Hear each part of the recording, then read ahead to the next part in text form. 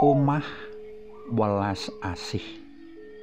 Panglimbang 5 menit dina Kemis wagi tanggal 22 Mei taun 2020 kapethik saka Injil Yohanes bab 15 ayat 9 tekan ayat 11. Ing Desa Petung Sewu, Kecamatan Dau, Kabupaten Malang, Jawa Timur, madeg sawijining panti jompo tak berbayar alias gratis, jenengane Rumah Belas Kasih. Ing panti jompo mau, para pengelola kupiyung krengkuh para warga kanthi kebak ing welas asih. Sing kasepen dikancani, sing susah kalelipur, sing lara kakupiyakake tombo, sing ora bisa mangan didulang, sing ora iso adus diedusi.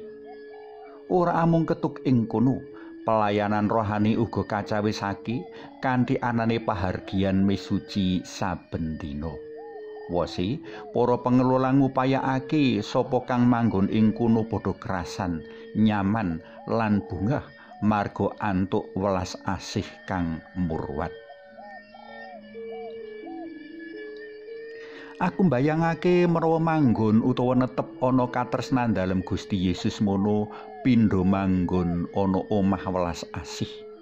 Kaya jenenge, jroning omah welas asih anane amung welas asih. Tegese antara warga siji lan sijine padha kupiyon tresnani kaya dene Gusti Yesus tresnani umat dalem.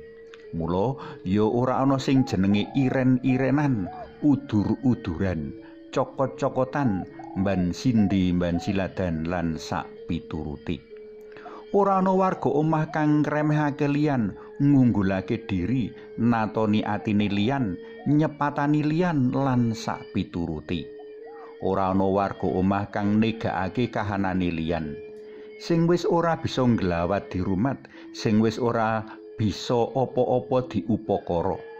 Saben warga mligine para pengelola lan tenaga sukarela panti padha nganggep warga liyane wigati lan pangaji, mula ya diemi-emi lan diurmati.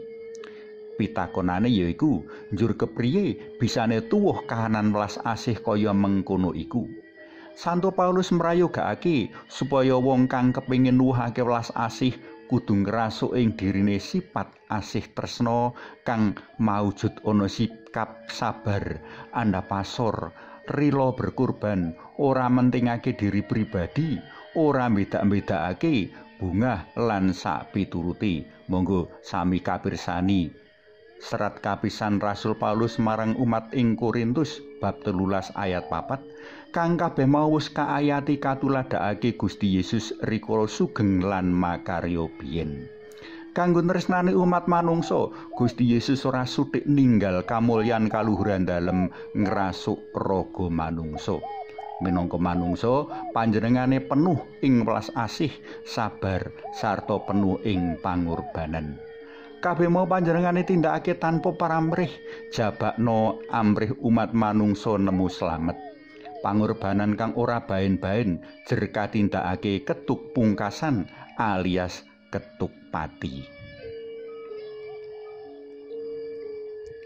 Para tresna pelem kinasih, panti jompo Rumah Belas Kasih amung salah siji saka lembaga kang kupiyung ngrawuhake katresnan dalam Gusti jroning urip bermasyarakat, amrih warta kabungan dalem tansaya luwih nyata karasakake. Minangka pendherek dalam Gusti Yesus, awake dhewe kabeh uga tinimbalan ngamalake pakon tresna tintresnan minangka bukti nyata anggon kita netep ana katresnan dalem Gusti. Suwawi sami munjuk, kunjung asma dalam Yang Rama so Yang Putra tuwin Yang Roh Suci. Amin. Kawula puji laluhuraken paduka Gusti Yesus sareng Yang Rama lan Yang Roh Suci ingkang sampun paring margi tumuju kamulyan langgeng kanthi pakon lan tulodo welas asih dalem. Mugi nurna Yang Rama Yang Putra tuwin Yang Roh Suci kados mulo buka sakmenika sarta salami-laminipun. Amin. Kunjung asma dalam Yang Rama so Yang Putra tuwin Yang Roh Suci. Amin.